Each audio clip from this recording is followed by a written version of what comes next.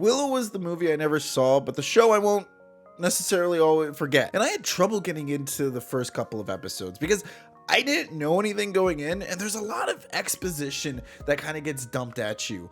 I also didn't know that this was a comedy in its own sort of way, but it grew on me. And even though I think the first episode is a great deterrent from getting people to stop watching this, I definitely found that the cast and the character-driven story was worth staying for. Now, the ragtag group of people that go on this D&D type quest, well, you kind of got your generic tropes, but it does start out with Kit, the badass princess, who has trouble figuring out how to take control of her own life. Ow! And then you have Jade, the honor-bound warrior who has a lot to choose from and has a horrible work-life balance. Then you got Thraxis, the comedic rogue type. Plus, you also have Laura Danver, who is going on the hero's journey, the chosen one, but not necessarily the protagonist. What?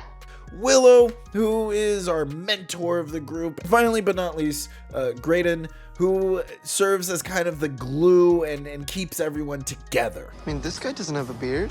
That guy doesn't have a girlfriend. There's also focus on Eric, who's basically just the damsel in distress in this situation and gets the quest going. But going back to the comedy, it does get kind of weird. It cuts in and kind of takes away from the world building, as it does serve a purpose for the characters and shifting power dynamics and allowing them to proceed on with the story. It kind of interrupts in weird places, like Eric getting captured and then taken away and everyone taking a loss, yet the queen, who's been so protective, is like, yeah, you inexperienced fellows, go along in your journey and save your brother from most evil in the world. And it's played off as a joke, as well as the mentor of the group, who gets killed off as a joke, only to make way for a new mentor, but also to shift the power dynamic between the characters, which I'll get in more into that sooner because I keep bringing it up. Then there's the guys who were bad guys, but they're no longer bad guys, they're now family.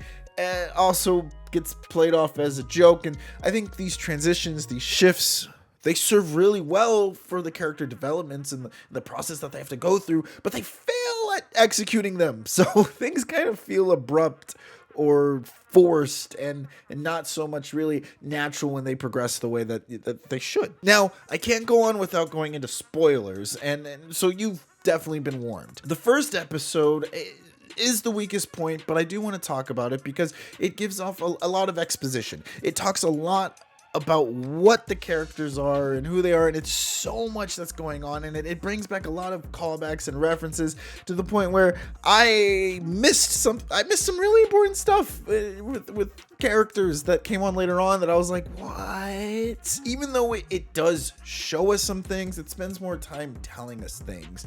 And really, whenever we start off with these characters, a lot of them aren't kind of likable. Some of them are more mysterious, or really Kit's a prime example where she starts off as a bully and she's kind of she kind of wants everything to go her way, but this is because she feels like she doesn't have any control in her life, and she's trying to take this opportunity for control. And then they kill off her mentor. Alora then becomes the chosen one, and nobody really respects how Kit's acting and really follows her orders, because that's what she tries to do. She tries to order and make things go the way she wants it. It's not later on that she has to learn that in order to get something that you want, you also kind of have to sacrifice something you want in return, to be in a relationship and to kind of move forward in life. There's always a give and take, and I think watching her go on that journey is a slow burn, but you begin to appreciate her and she grows onto you. This is similar with all the other characters, like Alora. She goes through the typical hero's journey,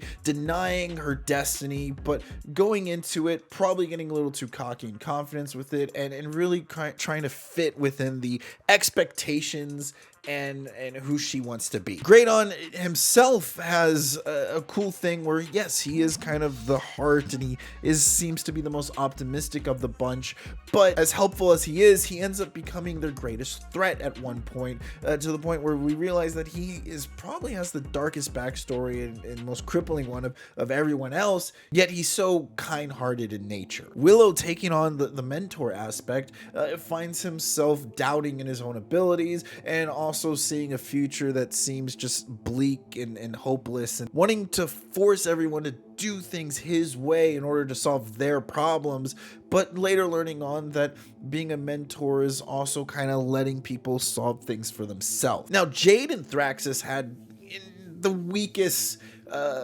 arcs, in my opinion. Jade was that important factor that I missed in the first episode. The fact that she has to kill her own mentor.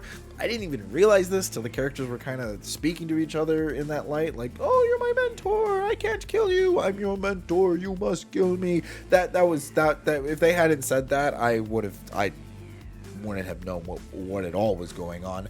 But she is stuck in a weird love square triangle thing where she wants to be romantic with Kit, but she wants to also stick to her passion and being a guardsman, but then now she has family that she didn't know about that she also wants to love, and it never really feels resolved. So I feel like they're pushing her stuff to season 2. As for Thraxus,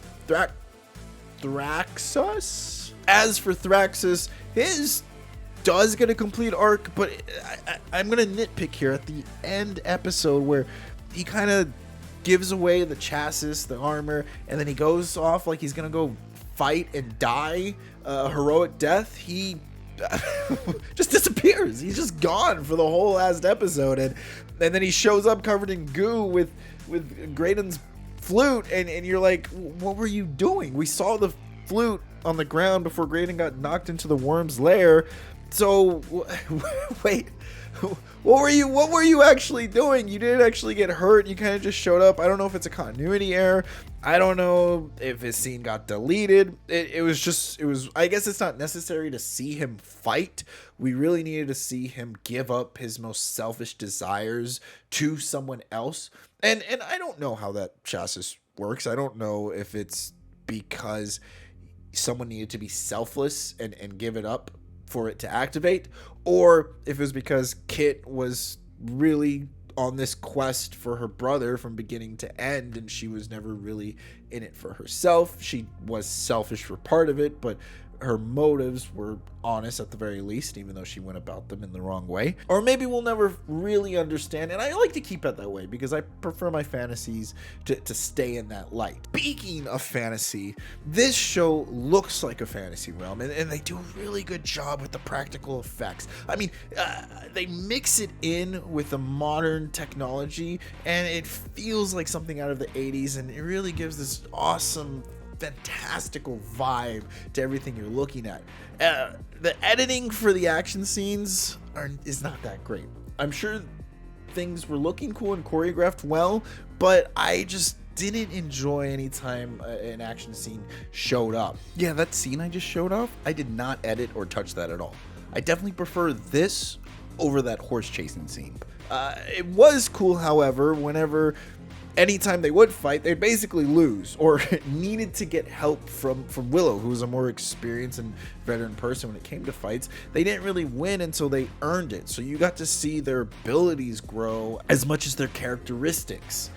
And I appreciate that. I like that kind of slow burn. I don't like it when the protagonists are just winning all the time and it doesn't feel earned. What they did really well with was the magic scenes. I mean, the special effects were on point, and Willow looks like a badass. The editing's nowhere near as bad because the movement is usually distant, so the camera was centered, and we got to really see the special effects in action. And so anytime magic was being used, really cool action scene. Anytime people were being physical with one another,